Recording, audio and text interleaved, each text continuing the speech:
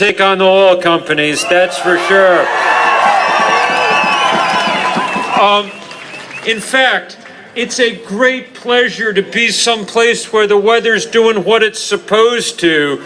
Last week across eastern United States and eastern Canada, things were completely, utterly out of balance. The world that we have lived in as human beings for the last 10,000 years is shifting around us.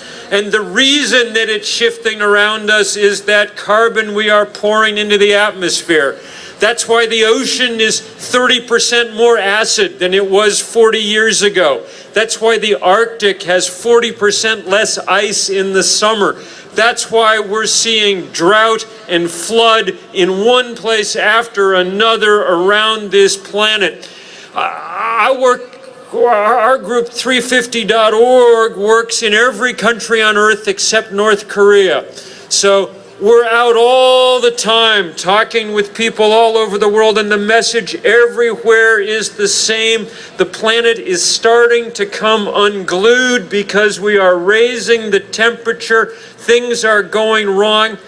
And you guys, along with protecting this most beautiful coastline, and along with protecting all the people and other creatures that have been here for so long, you also have the great honor and the great burden of having to help protect the rest of the planet. What they want is for British Columbia to be a kind of carbon portal, a kind of carbon gateway where oil and coal and a lot of other things can come pouring out of the interior and get out into the rest of the planet to be burnt.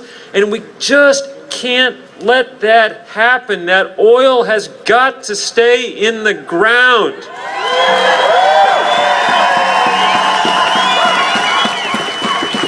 And so all I want to do is bring you the greetings from people all over the world who are so aware of what you're doing and so much hoping that you're able to succeed, just as we need to hope that they will succeed in all the other fights that are going on around the planet, around carbon right now.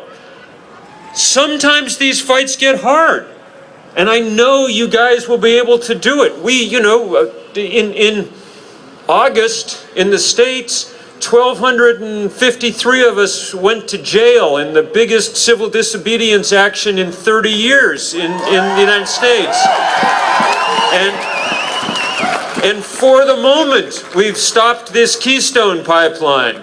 Now, Big Oil is fighting back as hard as they can, and they will fight hard. They have all the money in the world, so we need a different kind of currency to work in. Not money, passion, spirit, creativity.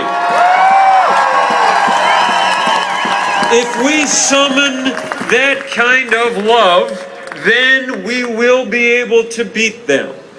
And that momentum is beginning to shift. They're suddenly a little nervous. They're suddenly a little bit on the run. And that's because of you.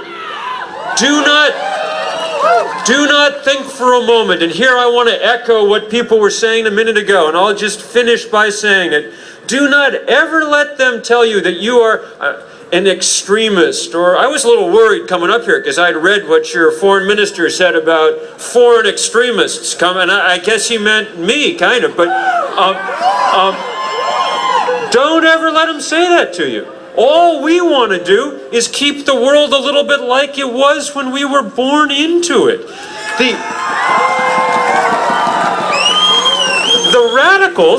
The radicals work at Kinder Morgan and at Enbridge.